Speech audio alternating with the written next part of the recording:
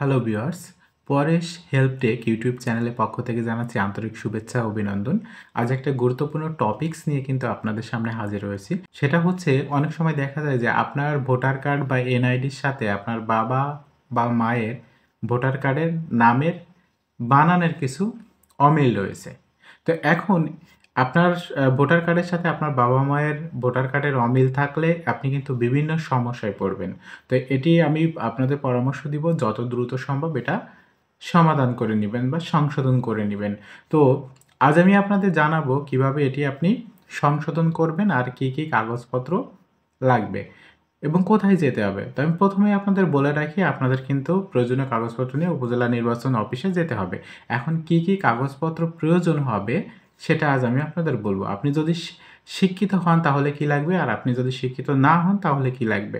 তো এরকম গুরুত্বপূর্ণ ভিডিও কিন্তু আমার এই YouTube চ্যানেলে নিয়মিত দেওয়া হয়ে থাকে। ভিডিওটি যদি ভালো লাগে অবশ্যই একটা লাইক কমেন্ট করবেন। আর এরকম গুরুত্বপূর্ণ ভিডিও যাতে আপলোড করার সাথে আপনার কাছে নোটিফিকেশন চলে যায়, এজন্য অবশ্যই চ্যানেলটি সাবস্ক্রাইব করে বেল আইকনটি অন করে দিবেন। তো কথা বাড়াচ্ছি না, চলে যাচ্ছি মূল পর্বে।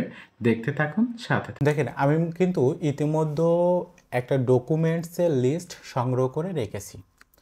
ডকুমেন্টসের লিস্টের প্রথমে উপরেই লেখা আছে জাতীয় পরিচয়পত্রে পিতামাতার নামের বানানের মুদ্রণজনিত ভুল সংশোধনে প্রয়োজনীয় ডকুমেন্টস।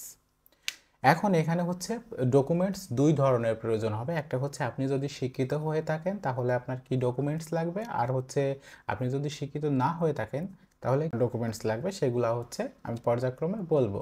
তো প্রথমেই আসি, যদি আপনি শিক্ষিত হন, দেখেন এখানে হচ্ছে কি লেখা আছে, শিক্ষাগত যোগ্যতা থাকলে। শিক্ষাগত যোগ্যতা থাকলে আপনার পিই, সিই বা JSC, SSC, HSC, honours, masters বা সমমান সনদ বা সংশ্লিষ্ট পরীক্ষার রেজিস্ট্রেশন কার্ড, অ্যাডমিট কার্ড বা মার্কশিট প্রয়োজন হবে। তারপরে কি প্রয়োজন হবে? পিতামাতার জাতীয় পরিচয়পত্র।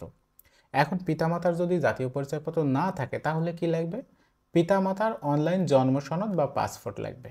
আর কি লাগবে? ভাই বোনের জাতীয় পরিচয়পত্রের কপি বা জন্ম সনদ বা শিক্ষা সনদ। এখন আসি, যদি আপনার শিক্ষাগত যোগ্যতা না থাকে তাহলে কি প্রয়োজন হবে। দেখেন এখানে বলছে শিক্ষাগত যোগ্যতা না থাকলে কি লাগবে? অনলাইন জন্ম সনদ লাগবে, পিতামাতার জাতীয় পরিচয়পত্র লাগবে। এখন পিতামাতার যদি জাতীয় পরিচয়পত্র না থাকে তাহলে কি লাগবে? পিতামাতার অনলাইন জন্ম সনদ বা পাসপোর্ট লাগবে। আর কি লাগবে? ভাই বোনের জাতীয় পরিচয়পত্রের কপি, জন্ম সনদ বা শিক্ষা সনদ। তো এগুলাই ছিল হচ্ছে মোটামুটি ধারণা। আপনাদের যদি কারো এনআইডির সাথে পিতামাতার এনআইডির অমিল থাকে তাহলে এই কাগজপত্রগুলো সংগ্রহ করে আপনি চলে যাবেন উপজেলা নির্বাচন অফিসে। ওখানে যে প্রাথমিকভাবে আবেদন করবেন, বা ওখানে ছাড়াও কিন্তু অন্য জায়গা থেকেও আপনি আবেদন করতে পারবেন। আপনি আবেদন যেখান থেকেই করেন না কেন, উপজেলা নির্বাচন অফিস থেকে কিন্তু আপনাকে শুনানির একটা ডেট দিবে। আপনার ফোনে কিন্তু একটা মেসেজ দিবে যে আপনাকে শুনানির জন্য কবে যেতে হবে।